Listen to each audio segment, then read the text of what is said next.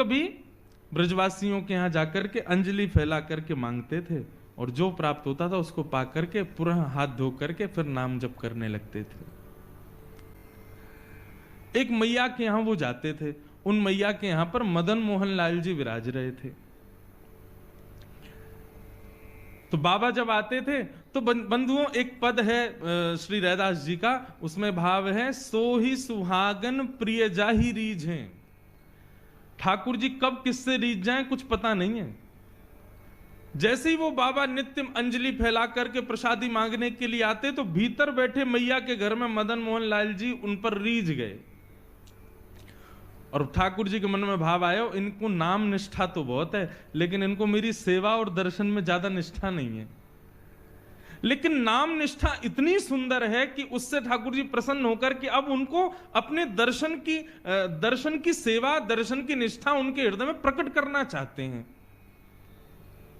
तो ठाकुर जी ने क्या किया, वो मैया रात्रि में जैसे ही ठाकुर जी को शयन करा करके सोई तो ठाकुर जी स्वप्न में प्रकट हो गए और मैया से बोले, मैया तेरे यहां वो जो बाबा आवे ना मधुकरी मांगवे, बोले हाँ, कल को जब वो भिक्षा मांगवे आवे ना तो तू मोए जाके दे दियो बाकी गोद में। मैया तो रोने लगी, बोले क्यों, मेरी सेवा में कोई कमी जो आप बाबा के पास जाना चाहो? बोले ना मैया, आपकी सेवा से मैं बड़ा प्रसन्न हूं, लेकिन अब आप थोड़े दिन की और रह गई हो, कछु दिना में आप चली जाओगी, फिर मेरी सेवा कौन करेगा? या हमारे मैं तो अपनी व्यवस्था कर रहा हूं, बाबा को जाके मुंह को कल दे दी हूं, अब मैं वही के पास रहूंगा। रात भर मैया रोई बेचारी, लेकिन ठाकुर जी की आज्ञा उसने मानी। दूसरे दिन जब संत पधारे तो कहा, मैया भिक्षा दो, कुछ मधुकरी प्रसादी दो। मैया भीतर से अपने ठाकुर जी लेके आई, बाबा की गोद में धर दिए, ले बाबा भिक्षा। बाबा बोले, हमसे ये सेवा वेवा नहीं होती है ठाकुर जी की, हम तो भैया नाम उपासी हैं, बस नाम जप करना जानते हैं। ये श्रृंगार करना, स्नान कराना, वस्त्र पहनाना और ये 56 भोग धराना, ये राजोपचार हमसे नहीं आता है, हम केवल नामोपचार जानते हैं। आप ठाकुर जी से पुनः निवेदन कर दो, छोटी सी कुटिया में रहता हूं मैं, यहां पे 8 बार भोग लगता होगा, मेरे यहां तो कोई प्रसादी की भी व्यवस्था नहीं है, इनको भूख बहुत लगती है, मैं इनको भोजन नहीं करा पाऊंगा। श्रीनाथ जी में 8 बार भोग आता है, जिसमें से 3 बार का भोग आप सुनकर के आश्चर्य करोगे, उसका नाम है श्रम भोग। क्या नाम है? श्रम भोग का तात्पर्य क्या है? ठाकुर जी को उठते ही पहले लड्डू और दूध का भोग लगता है श्रीनाथ जी को, या माखन मिश्री का भोग लगेगा। लड्डू तो विशेष है, लड्डू दूध माखन मिश्री ये सब तो आएगा ही उठते ही। यहां तक कि ऐसा वर्णन है कि श्री नंदलाल पौड़े वह रहे में उठे ही ना है, यशोदा मैया कभी पाम दबावे कभी हाथ दबावे, ठाकुर जी उठे ही ना है, चदरिया ओढ़ ले, मुंह मत उठाओ। तब मैया कहा करे, पात्र में दूध लेके आवे और लाला के सिरहाने पे हाथ रख के लाला सोते भय लाला को उठा के ही मोहते दूध छुपा दे, तब दूध पीते पीते पीते पीते तब ठाकुर जी के नेत्र खुले, तब मैया उनकी आरती करे। ये है मंगला। आज भी श्रीनाथ जी में ठाकुर जी के शयन में ही दूध आ जाता है सुबह सुबह, और जो वहां मुखिया जी हैं वो दूध भोग को उठा के ठाकुर जी के अधर से छुपाएंगे, तब दीप प्रज्वलन वगैरह होंगे कि मतलब अब ठाकुर जी उठ गए, मतलब नींद में ही दूध पी में तब आंख खुले ठाकुर जी की। और श्रम भोग क्या है कि पहले आ गया मंगला भोग, फिर आएगा बाल भोग, और बाल भोग पाने के बाद फिर ठाकुर जी का श्रृंगार होगा, मुकुट धारण किया, माला धारण करी, सब करी, तो फिर कहे में कि भैया अब ठाकुर जी श्रृंगार करावे में थक गए, तो अब इनके लिए भोग लाओ, वो आता है श्रम भोग। बताओ, कपड़ा पहनवे में थक जाएं ये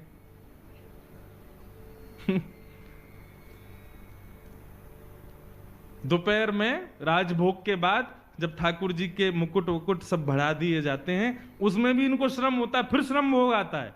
और ठाकुर जी को मुकुट नीचे कियो ना, ने कड़ूला उड़ूला ने बढ़ा दिए हैं, ठाकुर जी को श्रम है गयो, एक और भोग लाओ। कितनों काम है, पेट ही ना भरे इनको।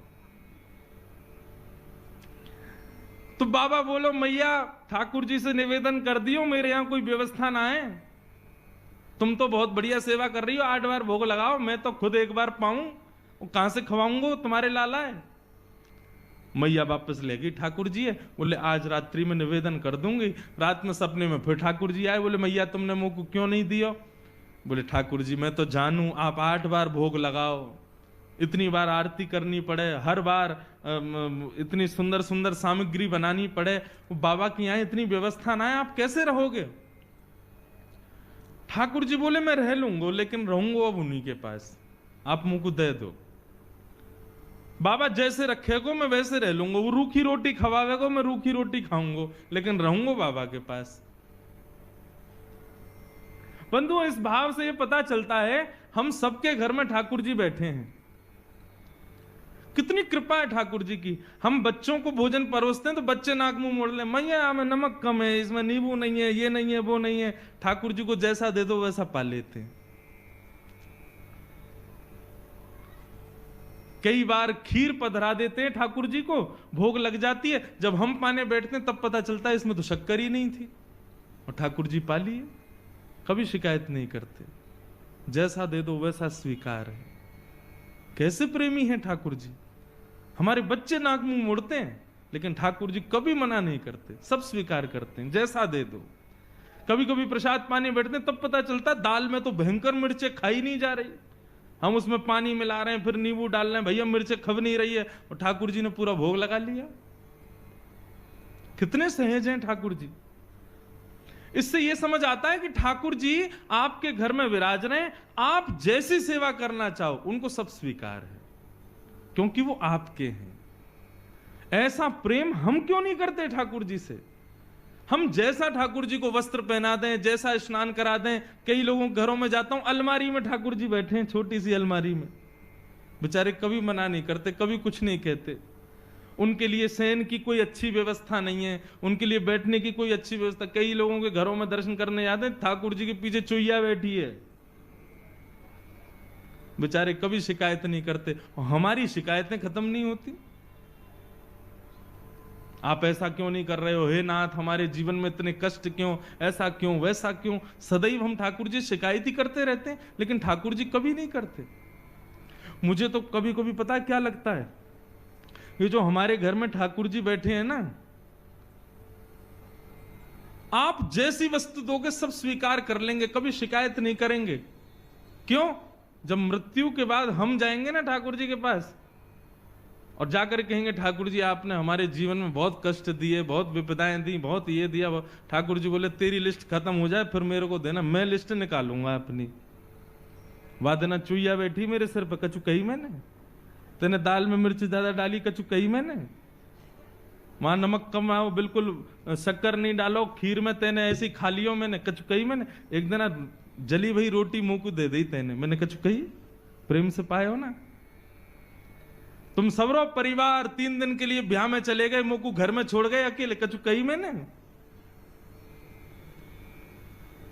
तो फिर मुझसे शिकायत क्यों। तो कभी कोई मुझे लगता है घर में जो ठाकुर जी बैठे ना, ये सब हिसाब बराबर करने के लिए बैठे हैं, ताकि तुम कोई शिकायत ना कर पाओ उनसे। तो मैया ने बाबा से कही, बाबा वो ठाकुर जी बाबा के यहां कोई व्यवस्था नहीं है। ठाकुर जी बोले मैं रहूंगा वही के पास, चाहे कोई व्यवस्था न हो। बाबा रूखी रोटी खवावे को मैं वही से रह लूंगा, लेकिन अब वही के पास रहूंगा।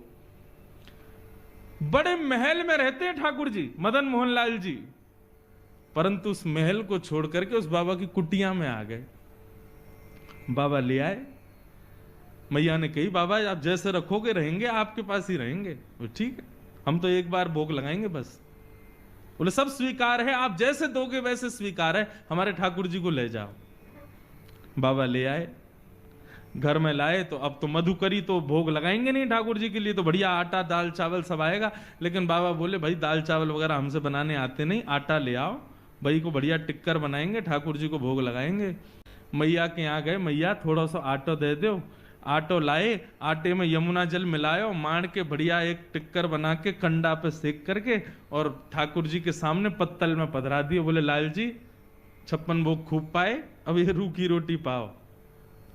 बड़ी जिद करके आए हो, बड़े लड़ झगड़ के आए हो, अब रहो ऐसे ही। ठाकुर जी के सामने टिक्कर रख के और बाबा अपने नाम जप में चले गए। नाम जप करते रहे, 2-3 दिन तक ठाकुर जी टिक्कर पाते रहे। चौथे दिन जैसे ही नाम जप में बाबा बैठे, तो तो अंतः हृदय में ठाकुर जी प्रकट है गए। जैसे ही ठाकुर जी प्रकट हुए, बाबा बोलो ठाकुर जी प्रणाम, आप सुख से विराज रहे हो, कोई कमी तो नहीं है सेवा में? अरे ना बाबा, मुझ को बड़ा बढ़िया लग रहा है, तुम्हारी कुटिया में खूब आनंद आ रहा है, सब कुछ बढ़िया है, सब आनंद ते है, बस एक निवेदन करना चाहूं आप पे। बाबा बोले आज्ञा करो। बोले बाबा तुम जो टिक्कर बनाए करो ना, रूखे आटे में तुम यमुना जल मिला करके मार के मुंह को खवाए दो, अब वहां में स्वाद तो कछु रहना है, 3-4 दिन ते तो मैं पा रहा हूं, लेकिन अब मुंह को यूं लग रही है कि कल ते नेक वहां में तुम राम रस मिला दे करो, नमक मिलाए दे करो आटे में, तो नेक खावे में नेक स्वाद आ जाएगा। बाकी सब आनंद है, कोई दिक्कत नहीं। बाबा बोलो ठीक है भैया, आपको बढ़िया टिक्कर पवाएंगे, कल से राम रस लगा देंगे। तो मैया के पास गए, मैया आज आटो दियो, आटे के संग में राम रस और दियो। मैया बोली है गए चट्टपने चालू, चलो आगे आगे देखियो का होएगा। अब तो दूसरे दिन आटे में नमक वमक मिला के बढ़िया टिक्कर बना के ठाकुर जी को पवाया। 2-4 दिन ठाकुर जी वैसे ही पाए, चौथे दिन ठाकुर जी फिर प्रकट है गए। बाबा बोले ठाकुर जी सब आनंद, कोई कमी तो नहीं सेवा में? ना बाबा सब आनंद है रो, खूब चकाचक पा रहे हैं हम तो। बस बाबा ने एक बात कह रो। बोले कहा, तुमको मेरी आवाज ने कर्कश लग रही है? बाबा बोले हाँ ने लग तो रही है कमजोर सी। बोले बाबा वो रूखी रोटी खा खा के मेरो गलो जो है का वहां में रोटी इर्ज गई है।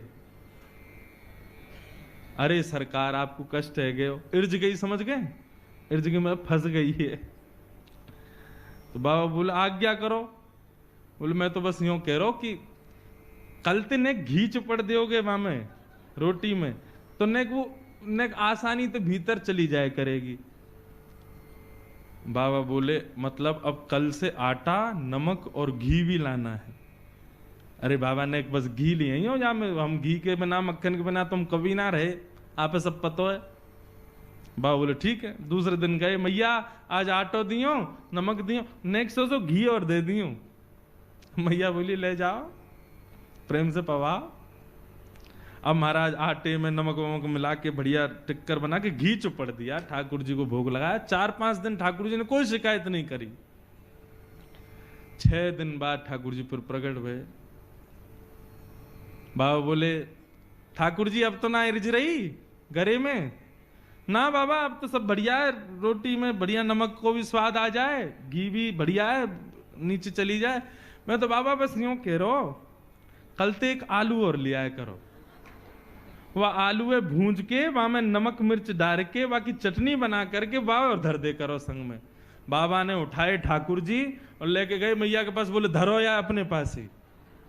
अरे अभी आटो आयो, नमक आयो, घी आयो, ये तो 56 भोग ले आएंगे कल को घर में, कहां भजन करूंगा मैं। जैसे ही मैया की गोद में दिए ठाकुर जी प्रकट है गए और बाबा के गले से लग गए। बोले मैं रहूंगा तुम्हारे पास ही, चाहे जैसे रखो, मैं रहूंगा तुम्हारे संग। मैं एक पद गाता हूं कथा में, परंतु उस पद का भाव कभी कभी लगता है कि हम तो क्या गाएं ठाकुर जी गाते होंगे हमारे लिए। क्या? जहां ले चलोगे वहीं मैं चलूंगा, जहां ले चलोगे वहीं मैं चलूंगा। जहां नाथ रख दोगे, जहां नाथ रख दोगे, जहां नाथ रख दोगे, जहां नाथ रख दोगे वहीं मैं रहूंगा।